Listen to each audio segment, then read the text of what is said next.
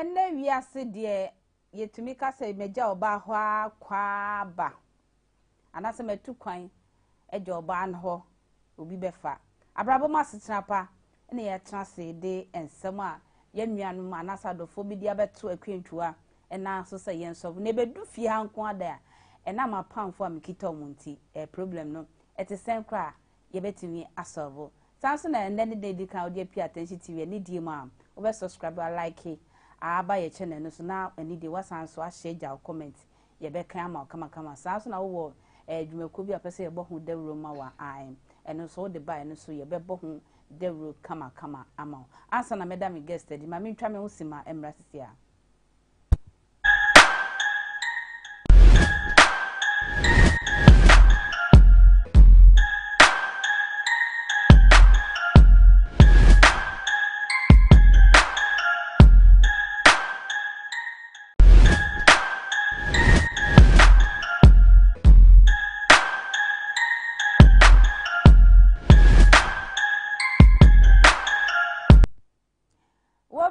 de medofo bi konti yenje no ema no na attentive ne yapamfo ye beje no ama kama onua bema bi a woni abayo bi abobra ne sika kompa anye ne yere de but wo hwe no se daachi bi oba be ne yere akwantu sem eba mo koyo koba ya ne yonko pa akohye ne kawa awale no ode mpatie agu ne nsaso wo ba ye nso jei ono nso ehwe ano odin sesi o se wo pe ne yere ye ne apamfo betanse ne yahwe say wo ho kwan say o san akogye na yere back e ba na so onja yere no ma adamfo no na wonfa papa akwaba ya me de abome we dey need the attention for ya tedada internet dem de beto ncha na papa memiem ya wo reverend obinti ya enti ya reverend George Wonder ti say JP e wa hase ono so otrase a ode abutoyemba sanso na me wo me mame lady reverend Victoria so elha mama kwaba me kom papa ho street because they be a mesha say fim papa ndemre yi wotumi ka se me de oba asiwa akọ won se bible mo kra na yese oni oba tifi oba awaware no bosome kra na won ne nya nkitade wo mpam a yese saa wale no agu nti oba be ma bia na so be betumi achi oba bia to se twen me na me kwa abrochi aba be wale enne saa de no ye nkoso ye ana se e right say yes ana ye di kan no ma me ye we friend say aminchia adofo bi kataka aminchia restore mandate global ministries asafo mayina yeah e wa especially wife especially wife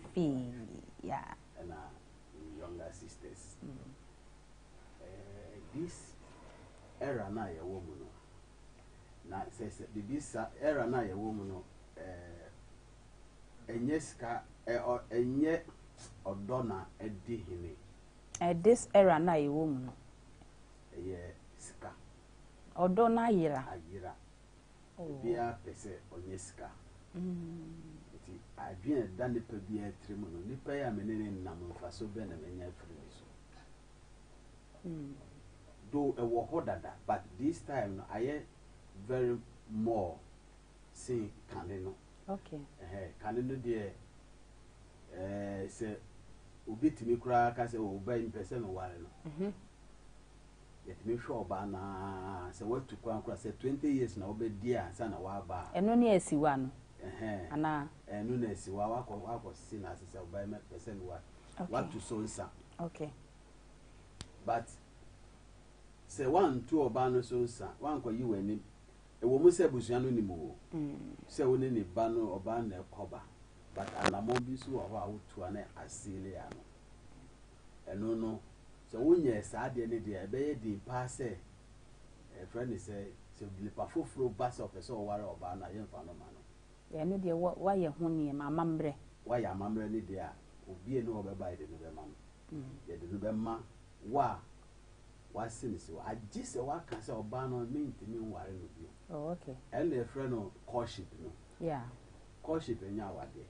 a courtship no nya ware courtship is not a marriage it's a time of study one another na no mo te dan ba ko and say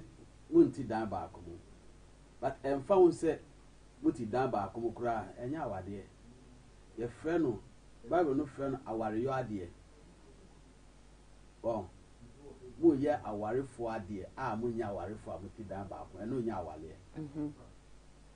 oh nti awade ne de obi atene fi mum na ti fa ko but say wakosi oba ho oba siwa busuan bi wa be ka say okay wo de e be hwɛ no so ana ene ne nkonkon ye de enkotena opim say ube ya ahombo oba be ye de abeye ne ho ade kura okay eno na busuan na atena se ade atom okay ene ama wo ho kwan okay one say be ma no nso I can say oh my boy akodum pempen so there was no any agreement e kire say there was a verbal agreement and there was a friend oral agreement and there was a writing agreement. Nti okay mobile person me ware no eno nti na me boa no ama na akosukun akodu pepe so yi na sisi ade mpofu mi manya akwantu bi a me ko nti mun koso a enkura no so mam kopim se me samba oh